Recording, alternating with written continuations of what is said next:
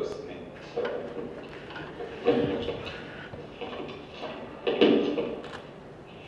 Nothing's harder than being powerless. And I only found this out last year, actually in the summer of 2008, when my distant niece fell from the second story of her house onto a concrete slab head first. She was 14 months. The ride to the hospital was only 2 hours to the closest hospital. While we were in the emergency room, we could see all the other people filled up there. In our room alone, there was another patient. There were flies around his legs. And she herself was in recovery for about 5 days. She was in an induced coma. She came home a few weeks later. So about this story, she now has lost half of her, she's paralyzed on one side of her body, and she can barely walk, but she can sure as hell talk. And I really do miss her, but the reason I'm telling you this is the issue isn't just of those people being shot, it's of regular old citizens, people just playing around. It takes about 2 hours to get to a hospital. And here you have a hospital in every city. So up next, I hand it off to Noel. Hi, my name is Noel Khalid, and I'm here from USC, and I will be speaking on behalf of Pravina Farouk. No words can console her. On February 5th, 2010, her only son was killed by security forces without any provocation. Clutching a favorite photo, she refuses to accept that he is gone. I remember him every day, all his naughty antics. I still can't believe he's gone. 17-year-old Zahid was playing with his friends when a contingent from the Indian Border Security Forces was passing by. An officer shot at him after he had allegedly called him names. He was immediately taken to a hospital where he succumbed to his injuries. His 15-year-old sister, Farhad, still in shock, is demanding answers. He didn't do anything. Then why was my brother killed? He never ever took part in any protests. I want justice for him. Zahid Farouk's death comes days after a schoolboy was killed on the 31st of January when he was hit on the head by a tear gas shell in the area of Old City. And that is the story of Zahid Farouk. I'm going to go ahead and pass it on to Raheel.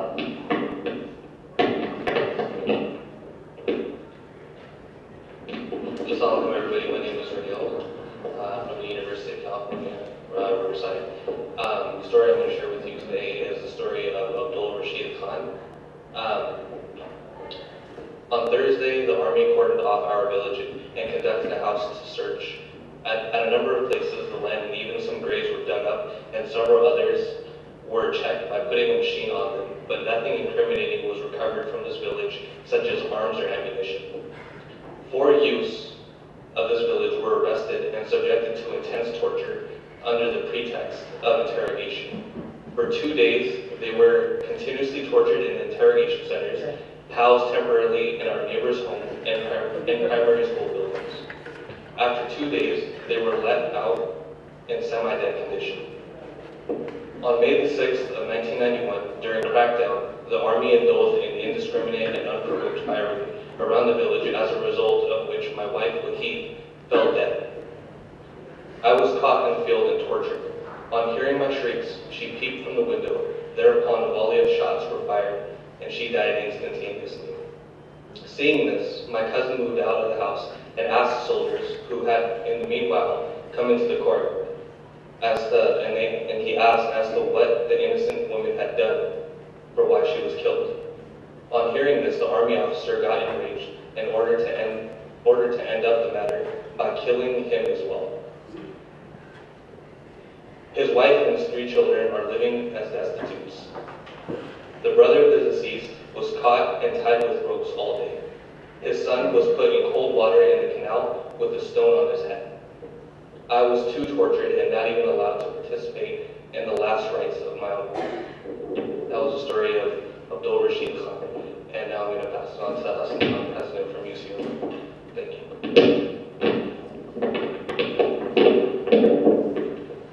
Assalamualaikum, my name is Hassan, I'm from UCI. I'm here to speak on behalf of Ghulam Muhammad Mia. On the morning of September 12, 1991, around 7 a.m., the Army sent me from our house. They had come during the night and shot dead Mumtaz Mir, a boy of 17 years, on the road near the school. He had appeared in the 10th grade exams and was waiting for his results. While waiting, he was working as a watchman in an orchard. He used to go watch during the day and come back in the evening around 9 p.m. Pointing towards the dead body, the military officer inquired from me whether he was a militant or not. I told him that the boy was not a militant, adding that he was a student who had appeared in 10th grade exams and had taken up the job until the results came out. The officers shouted at me, telling me that I was not speaking the truth, but I kept repeating that he was just an innocent child. He asked me to assemble all the villagers at one place, adding that they knew who were the militants and could identify them. On my instructions, an announcement was made saying that everyone should come out. As a result, everyone gathered in the playground. To begin with, the Army separated 12 boys, 5 of which were taken in a room of a nearby school, which housed a temporary interrogation center. When the boys were being beaten up, they started to cry. In the meantime, 4 boys were taken out of the interrogation center. The remaining one kept inside, who went on to cry due to the relentless torture. His name was Shaukat Mir. He was the brother of the boy who was shot the night before. At 3 p.m., when Shaukat was almost dead, the Army handed him to us. I put him on the ground and gave him some water to drink.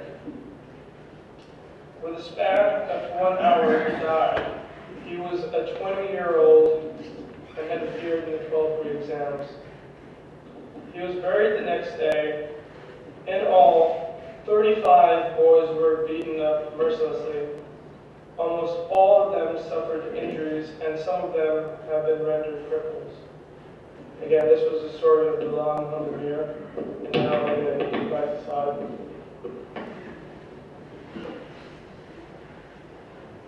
All right, thank you so much, everybody.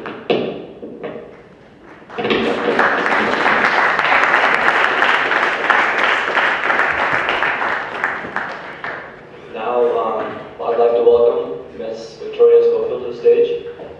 She has written around 9 or 10 books on Pakistan, Afghanistan, and Kashmir. She actually went to university with Benazir Bhutto and was close friends with her. She's featured on a lot of TV shows, news reports, and everything. So let's just please give her a hand. It's Victoria Schofield.